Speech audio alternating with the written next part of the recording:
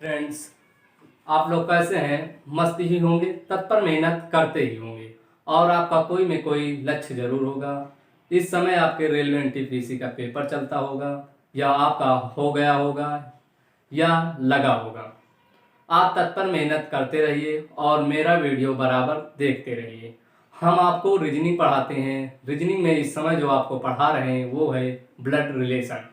Blood relation में हम आपको यानी 3 वीडियो डाल चुके हैं। आज जो वीडियो लेकर आए हैं वो चौथा वीडियो है। चलिए हम चौथा वीडियो में देखते हैं क्वेश्चन की ओर। क्वेश्चन नंबर 1 क्या कहता है? जो क्वेश्चन नंबर 1 है, कहता है कोमल श्रीमती सुमन की बेटी है और सोनम श्री कमल की बेटी है। यदि राजा राम सुमन के ससुर और सुरेखा के पति हैं, जो उनके एकमात्र बच्चे कमल की माँ है, कोमल सोनम से कैसे संबंधित है? और इसका 4 ऑप्शन भी दे दिए हैं। तो चलिए हम इसे सॉल्व करते हैं। क्या कहा पहले? जो कोमल है यानी ये कोमल, जो कोमल जी हैं वो किसकी बेटी हैं? श्रीमती सुमन की, यानी कि ये सुमन हो गई, सुमन की बेटी हैं। और सोनम श्री कमल की बेटी है, यानी जो सोनम है, ये सुमन था, फिर आगे कहा सोनम, यानी जो सोनम है किसकी बेटी हैं? श्री कमल की बेटी हैं। किसकी बेटी हैं? श्री कमल। फिर आगे कहा यदि राजा राम सुमन के पति हैं। क्या कहा? यदि राजा राम जो है सुमन के पति हैं तो इनके बगल में इनके कौन, यानी इनके पति होंगे और इनके ऊपर इनके पति के पिताजी होंगे, तभी इनके ससुर होंगे। और ये कौन है? राजा राम। कौन है? राजा राम। फिर आगे कहा है राजा राम जो है सुमन के ससुर और सुरेखा के पति हैं। किसके पति हैं राजा राम? सुरेखा के, यानी इनके बगल में हम सुरेखा को बना लेते हैं। ये कौन है? सुरेखा। ये सुरेखा हो गए, ये इनकी माँ हो गई, ये इनके पिताजी हो गए, ये इनकी पत्नी और ये इनके बेटा या बेटी होंगी। आगे कहा है जो उनके एकमात्र बच्चे कमल की माँ है, यानी जो कमल हैं ये हैं उनकी, ये माँ है। कोमल सोनम से कैसे संबंधित है ये पूछा है, तो हम कमल को यहाँ लाए तो इनके नीचे इनकी बेटी कौन होंगी? सोनम होंगी। कौन होंगी? सोनम। तो ये दोनों क्या हो गई? बहन बहन, और ये दोनों पति पत्नी, और ये इनके कमल के माता पिता होंगे। तो हमसे पूछा है जो कोमल है सोनम से कैसे संबंधित है। जो कोमल है सोनम से कैसे संबंधित है, तो इनकी क्या होंगी? वो बहन होंगी। क्या होंगी? बहन। चलिए हम ऑप्शन में देखते हैं। चचेरी ममेरी या फुफेरी बहन, ये नहीं, यानी ये गलत। ये बहन यानी बी नंबर आपका सही होगा। चलिए हम चलते हैं क्वेश्चन नंबर 2 की ओर। क्वेश्चन नंबर 2 क्या कहता है, इसे मिटा लेते हैं।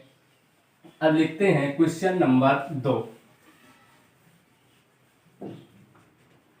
क्वेश्चन नंबर 2 क्या कहता है? क्वेश्चन नंबर 2 कहता ए बी की पत्नी है। जो ए है बी की पत्नी है। जो ए है किसकी पत्नी है? बी की पत्नी है। और आगे कहा डी ए का भाई है। कौन? डी जो है ए का भाई है। जो डी है ए का भाई है। पी तथा क्यों, कौन? पी तथा क्यों जो है ई के बच्चे हैं। किसके बच्चे हैं? ई के बच्चे हैं। आगे जो कहा है जो कि बी की पत्नी है। बी की पत्नी है। बी क्यू से, जो बी है क्यू से किस प्रकार संबंधित है, किस प्रकार संबंधित है, ये हमसे पूछा है। और इसका ऑप्शन भी हम लिख लेते हैं। पिता, नंबर ए पिता, बी जो है दादी माँ, सी जो है वो दिया अंकल, डी जो दिया है वो ससुर, और ई ऑप्शन कजिन। ये आपके ऑप्शन दिए हुए हैं। तो चलिए हम इसे एक बार पढ़ लेते हैं। क्या कहता है, जो ए है बी की पत्नी है, डी ए का भाई है, पी तथा क्यों ई के बच्चे हैं, जो कि डी की पत्नी है, बी क्यों से किस प्रकार संबंधित है, ये हमसे पूछा है। तो चलिए हम इसका डायग्राम बना लेते हैं। क्या कहा, जो ए है बी की पत्नी है, जो ये ए है बी की, सॉरी, जो ए है बी की पत्नी है, कौन, जो ए है वो बी की पत्नी है। तो ये पत्नी है तो ये कौन होगा, ये पति जी होंगे इनके। फिर आगे कहा डी जो है ए का भाई है, ये जो डी हैं किसके भाई हैं, ए के, तो हम इनके बगल में बना लेते हैं, यानी ए के भाई हैं। फिर पी तथा क्यों ई के बच्चे हैं, जो पी हैं और क्यों हैं वो किसके बच्चे हैं, ई के बच्चे हैं, यानी कि ये बच्चे इनके बना लिए। फिर कहा जो कि डी की पत्नी है, जो कि किसकी पत्नी है, डी की पत्नी है, कौन, ई, जो ये ई हैं ये हम ई बनाए, जो ये ई हैं वो किसकी पत्नी है, डी की, और इनके दो बेटे हैं, यानी पी और क्यों, ये इनके बच्चे हैं। फिर आगे पूछा है जो कि डी की पत्नी है, कौन, ई। फिर कहा बी क्यू से किस प्रकार संबंधित है, जो बी है क्यू से किस प्रकार संबंधित है, कौन, बी जो है क्यू से। तो ये यानी कि ये इनके पत्नी, ये पत्नी के भाई यानी साला, ये इनकी पत्नी, और जो इनके यानी कि इनके साला का जो बेटा होगा इनका क्या लगेगा, ये यानी इनके या तो अंकल लगेंगे या तो इनके फूफा जी होंगे। तो ऑप्शन में हम पहले इसे मिला लेते हैं। ये पिता ये नहीं होगा, दादी माँ ये भी नहीं होगा, अंकल यानी ये हो सकता है, ससुर ये भी नहीं होगा, कजिन ये भी नहीं होगा, यानी जो बी हैं क्योंकि क्या होंगे, अंकल होंगे या फूफा होंगे।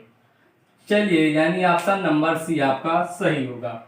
चलिए हम चलते हैं क्वेश्चन नंबर 3 की ओर। क्वेश्चन नंबर 3, क्वेश्चन नंबर 3 जो है ये क्या कहता है, चलिए इसे पहले लिख लेते हैं। कहा है यश वी की इकलौती पुत्र है, जो यश है वी की इकलौती, जो यश है वी की इकलौती पुत्र है, कौन पुत्र है, इकलौती। फिर आगे कहा है वी आर से विवाहित है, जो वी है आर से विवाहित है, जो वी है आर से क्या है, विवाहित है। फिर यम आर की पुत्री है, कौन, जो यम है आर की पुत्री है, कौन, यम जो है आर की पुत्री है। फिर आगे कहा आर ए की दादी है, कौन, जो आर है ए की दादी है, क्या है, दादी है। फिर आगे कहा यश निश्चित रूप से ए से किस प्रकार संबंधित है, जो यश है निश्चित रूप से, निश्चित रूप से किस प्रकार संबंधित है, किस प्रकार संबंधित है, ये हमसे पूछा है। और इसका ऑप्शन भी दिया है। Number A uncle, number B ज्ञात नहीं कर सकते, ज्ञात नहीं। नंबर सी जो है पिता, फिर डी भाई, और ई भी दिया है। ई क्या है? जो ई है वो है साला। ई जो है क्या है? भाई। भाई तो ये ई है बहन। चलिए हम इसे एक बार पढ़ लेते हैं। क्या कहता है? यश वी की इकलौती पुत्र है। कौन? यश वी आर से विवाहित है। यम आर की पुत्री है। आर ए की दादी है। यश निश्चित रूप से किस प्रकार संबंधित है? ये हमसे पूछा है। चलिए हम इसका डायग्राम बना लेते हैं और इसका ऑप्शन भी दिया हुआ है। तो क्या कहा? जो यश है वी की इकलौती पुत्र है। जो यश है वो वी की इकलौती पुत्र है, यानी ये भी शादीशुदा होंगे। ये इनके बगल में पति जी होंगे।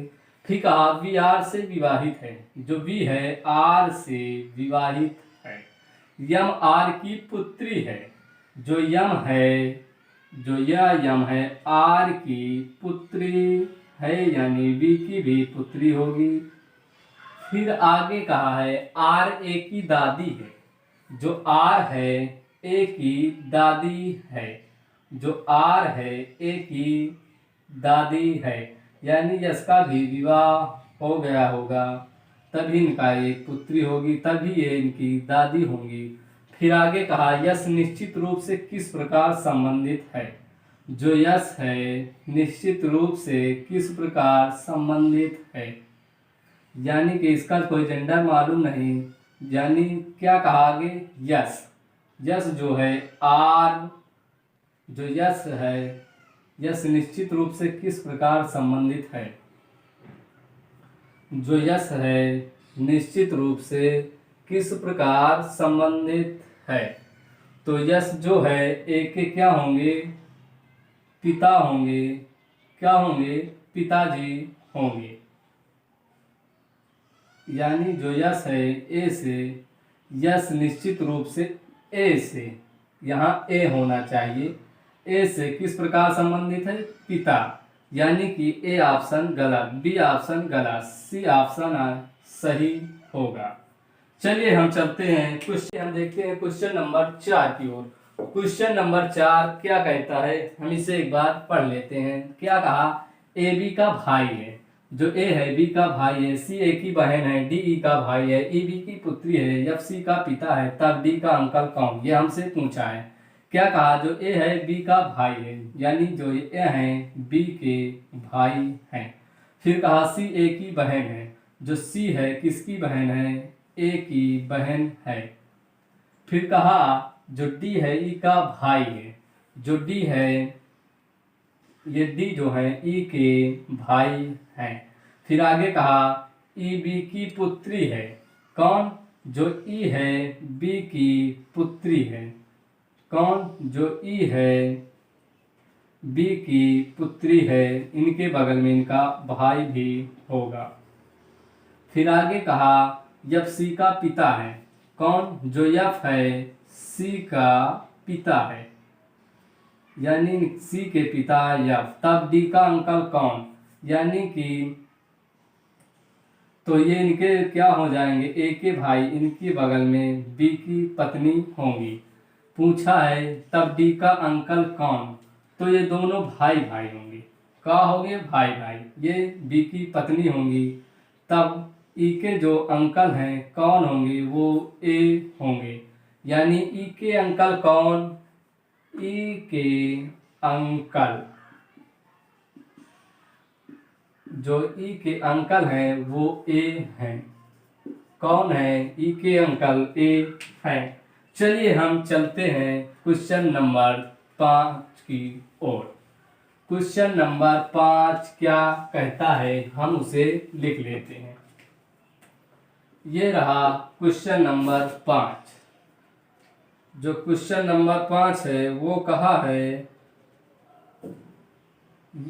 यक्ष की माँ जेड के पिता की सास है। जो यक्ष की माँ है, जो यक्ष की माँ जेड के जेड के पिता की सास है। जेड के पिता की सास है। फिर जेड वाई का भाई है। जेड वाई का भाई है। जेड वाई का भाई है।